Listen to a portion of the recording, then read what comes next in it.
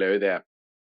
The National Party seems to have a little bit of a problem with some of their policy announcements, and it's really not a good thing. And no, I'm not talking about the fact that they've got MPs who tried to use their position to get their kid out of trouble, who beat another kid with a bed leg.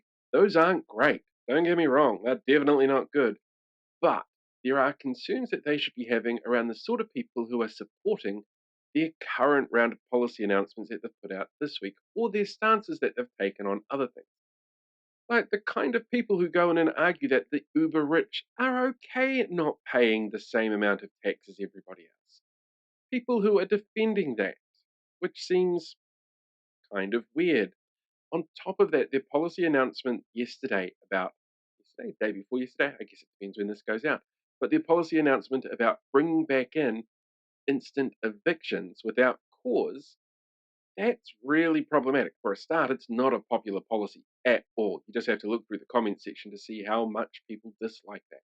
But at the same time, the people who are supporting it are really problematic. They're not your centre right voters. They're not the ones who think that the government's going in a slightly wrong direction, needs to be adjusted.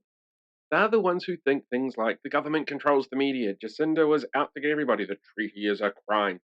Those kind of cookers who are absolutely nuts, the anti trans, the conspiracy theorists, the ones who listen to things like reality check radio.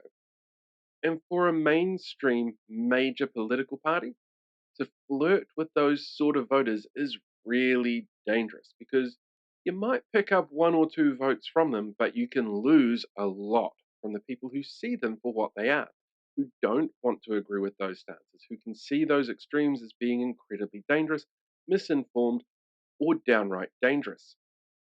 Hmm. And as much as I'd love to tell the National Party maybe it's time to go back to the drawing board and rethink some of your policies, it might also be a little bit too late for that.